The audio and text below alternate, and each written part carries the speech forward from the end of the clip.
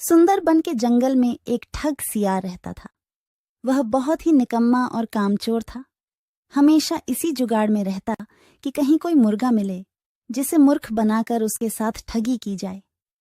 एक दिन अरे बंदर भाई, कल रात में मैंने आपको सपने में देखा।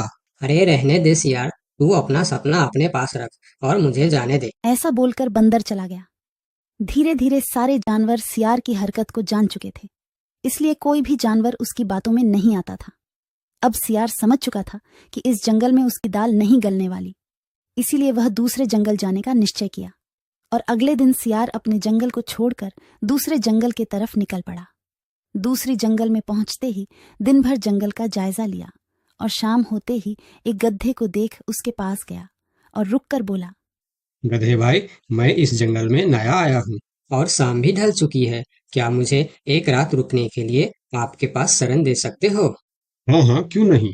अभी तो तुम इस जंगल में नए हो और हमारे लिए मेहमान हो, और मेहमान तो भगवान के समान होते हैं।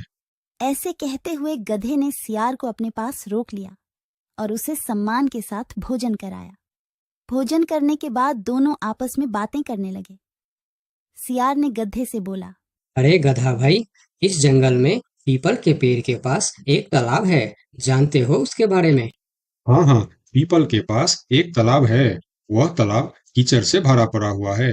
उसका पानी भी बहुत गंदा हो चुका है।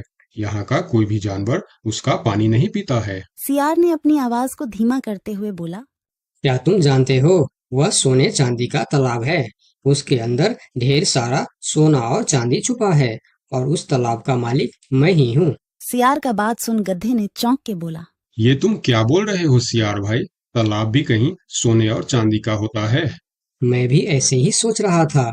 मुझे भी इस तालाब के बारे में कोई जानकारी नहीं था, लेकिन कुछ ही दिन पहले मेरे पिताजी मरने से पहले सारे संपत्ति मेरे नाम की। उसमें यह तालाब भी है और आज मैं अपनी संपत्ति देखने के लिए ही यहाँ पर आया हूँ। यकीन नहीं होता तो यह थैली में देख लो, जो मैंने अभी इस तालाब से निकाला है। सोने के गहने निकालकर गधे को दिखाया, जो उसे ठगने के लिए उसने अपने साथ लेकर आया था। गहने को देखकर गधे को सियार के बात पर विश्वास हो गया और बोला, अरे हाँ, ये तो सचमुच सोने चांदी का है। तब तो तुम बड़े ही भाग्यशाली हो, इसलिए तुम्हारे पास ये सोना चांदी का तालाब है। अब सियार मन ही मन खुश हो रहा था। उसे तो इसी बात का इंतजार था। गधा भाई, मुझे इस संपत्ति से कोई भी लालच नहीं है। मेरे पास मेरे जंगल में और बहुत सारे संपत्ति है जो मेरे पिताजी ने मेरे लिए छोड़कर गए हैं। मैं तो यहाँ तालाब बेचने के लिए आया था। सोचता हूँ तुम भले जानवर दिखते हो, क्यों ना तुमको ही यह सब बेच दूं। मुझे, यानी यह सोने का तालाब मेरा हो जाएगा और मैं इस तालाब का मालिक बन जाऊंगा। बेचारा भोला भाला गदहा सियार की चिकनी चुपड़ी बातों में बहुत आसानी से आ गया और गधा सियार से सोने का तालाब खरीदने को तैयार हो गया। दोनों के बीच 4 सिक्कों का सौदा तय हुआ। ठीक है सियार भाई, मैं अभी जाकर हिरन के पास से 4 सिक्का लेकर आता हूँ।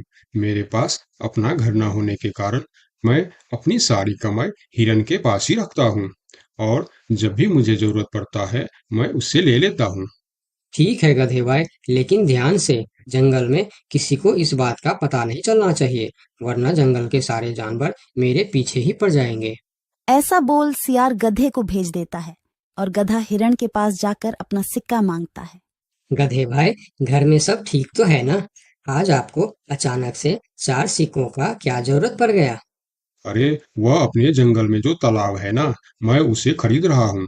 तालाब खरीद रहे हो? क्या करोगे तुम तालाब खरीद के? तालाब का तो पता नहीं, लेकिन उसमें जितना सोना चांदी है वह सब मेरा हो जाएगा। तालाब में सोना? ये तुम क्या बोल रहे हो भाई? मुझे तो कुछ भी समझ में नहीं आ रहा है। मुझे डर है कि तुम कहीं कोई परेशानी में ना आ जाओ। देखो, तुम मुझसे कुछ भी मत छुपाओ। क्या बात है, साफ साफ बताओ मुझे। हमारे जंगल में एक बहुत ही अमीर सियार आया है। ढेर सारी संपत्ति है उसके पास। और तो और, हमारे जंगल में जो तालाब है ना, जिसे हम लोग गंदा नाली समझकर उसका पानी भी नहीं पीते हैं, उस तालाब में ढेर सारा सोना और चांदी है।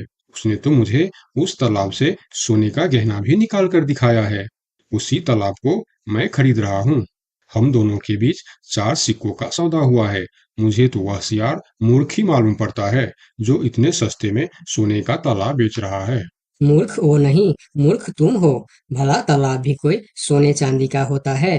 अरे गधा भाई, तालाब से पानी निकलता है, सोना नहीं। मैं भी ऐसे ही सोच रहा था, परंतु उसने मुझे सोने निकाल कर भी दिखाया।